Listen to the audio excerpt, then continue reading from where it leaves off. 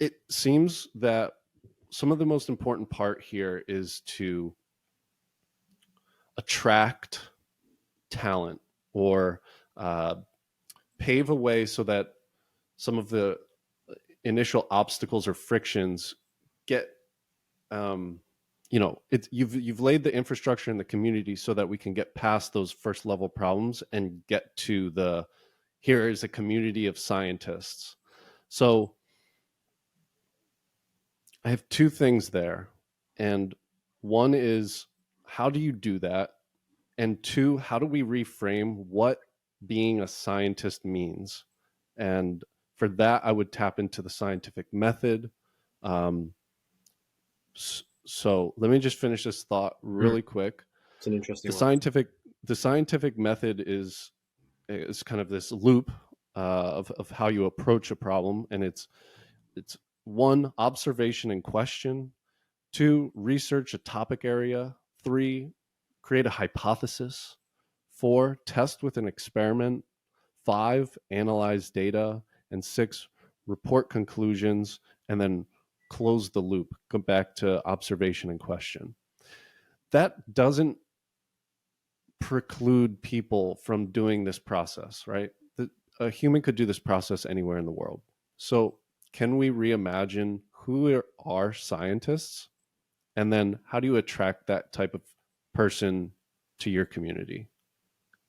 Okay, so I want to start with the concept of reimagining science because that is look, I said there's two parties, right, to DeSci. There's those who want more efficient science, and there's those who want more beautiful and open science. There are people who want both. On the beautiful and open side, that is where the inspiration that DeSci can bring comes to the fore. And for us at DeSci World and for a lot of people, that's how we're going to attract most of the talent. Having said that, you do need for DeSci to work, for science to be done properly and legitimately, you do need people who are trained and capable of doing good science, right? So the scientific method is something that has been around for a couple hundred years, officially, thousands of years, depending on where you read. Um, and it has given us the direction to come to be able to speak like this on a computer, right? The amazing things that we have today are caused by the scientific method. But as you mentioned, you briefly alluded to earlier, there has been some kind of capture almost, not of the scientific method, but of the science that is produced, and often the science that is done through the scientific method is directed under these captured narratives. So for DeSci World, this is actually why I started DeSci World. When I first started this project, I actually named it DeSci because I didn't know that DeSci was a thing. But anyways, so when I started DeSci World, I did so because I wanted to really redefine for people what it means to be a scientist and to do science. Because I've always been very interested in science myself. I did well in school, but I just never took it further because it wasn't.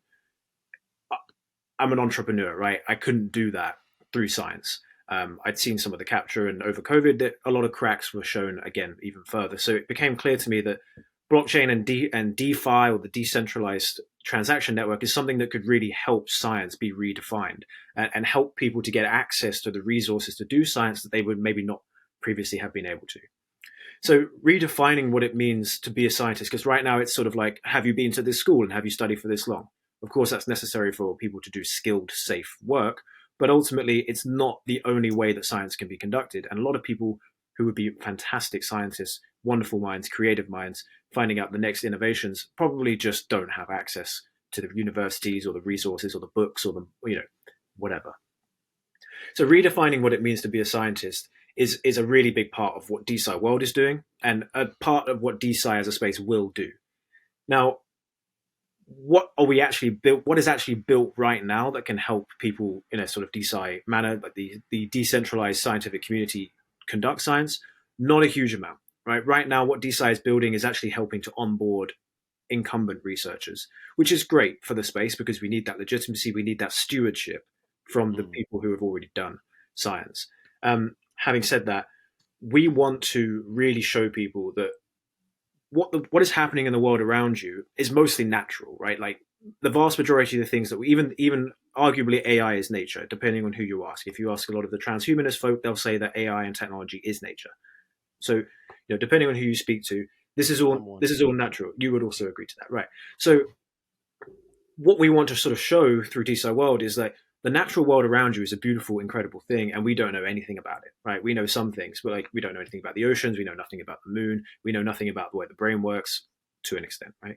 And finding out these things and getting access to sort of being able to find them out, getting access to the information, getting access to the labs, getting access to the networks of people, getting access to their resources. This is something that is not possible right now. And not only does it hinder progress, but it hinders the individual's self-actualization. A lot of people probably want to research things, but just can't, and have never been able to. I myself count myself in that situation. So I'm not sure if I actually answered your question necessarily, but I do just want to say the DeSci framework is nascent, it's early, and it's quite immature, I suppose, right now. But what it is trying to do is it's trying to build an alternative to the current traditional scientific system, not a competitor necessarily, because they can function in tandem. Um, but I think citizen science, open science, DIY science will all go through the DeSci framework, which is essentially just using Web3 technologies to empower the open science movement. So you're going to get a lot of people who are able to fund their research objectives, able to share their data, able to collect other people's data or tap into other people's research to then further their own without institutional requirements, without your JSTOR login, without your Harvard degree. And that's going to be huge for innovation. So there's a lot of accelerationists out there doing AI research, all this kind of stuff. Look, I have my own thoughts on that. It is what it is.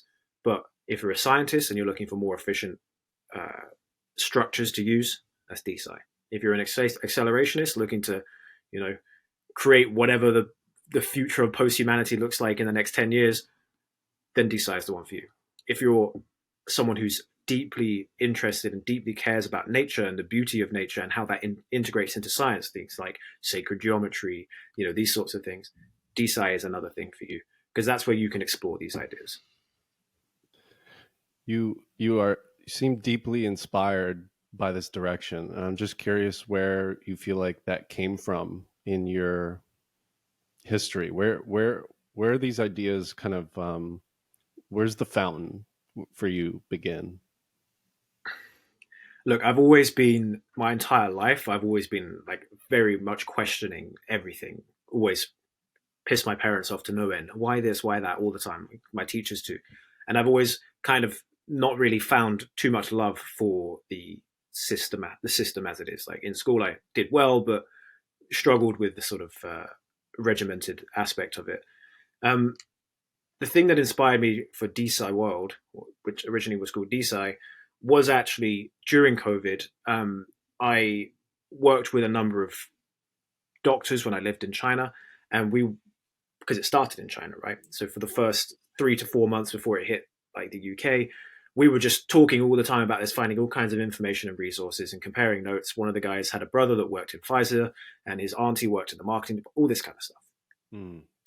We were just talking openly about everything as you do as peers, and then certain regulations came in that kind of disagreed with these things that we'd kind of independently thought of, and then all this sort of propaganda came out, and like, for us it was just untenable. It was just like, wow, this is crazy. And living in China, I started to see over the 3 years I was there what the propaganda state looked like in China, for example. It's very obvious from the outside looking in. And then this whole COVID thing happened, and then going back to the UK, I could see this propaganda system. It's got many names, but we'll just call it the propaganda system, playing out in our own countries through our medical system in particular. And all of this stuff is something I've been aware of for my whole life. I've always been very much attuned to those things that are done that are not said. But this was just right in your face, and it was so ugly and unpleasant and restrictive that I figured that we need to do something to try and inspire people to see that there's a problem there. And to see that there's a problem there, rather than sit there and talk about the problems, oh, this is bad, these people are corrupt, this sort of thing, we can just sort of say, well, why don't we do stuff that you're not allowed to do that is okay to do? Like this is effective, good science. This is interesting, inspirational science, but for some reason it's not done. Well, why not? Then that's how you start to question some of these narratives, some of these control systems. But for me, the most creative way to do that would be to get people to do things that they're not allowed to do but should be allowed to do, and they'd be like, well, why can't I? And that's kind of where it all came to. I can totally see how the progression of, you know, believing in your intuition to know that there are truths that you see in the world that don't seem to be represented in the structures that I think maybe we would say traditional science developed and um, has encumbered. And Yeah, I wouldn't necessarily say it was traditional science that developed them. It was traditional science that was forced to comply with them to an extent, right? They were encumbered by those frameworks. But yes, carry on.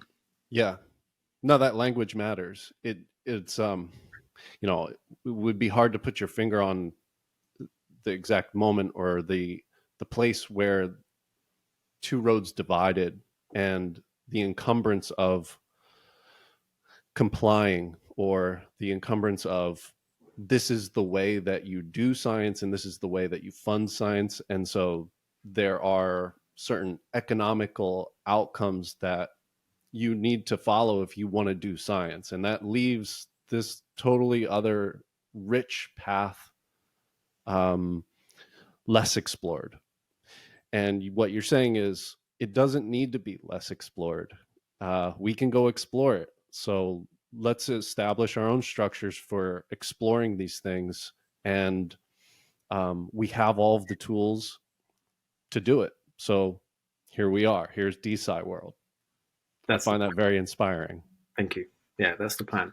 I'm glad that you see it how I see it. Not everybody does. So that's really great to hear.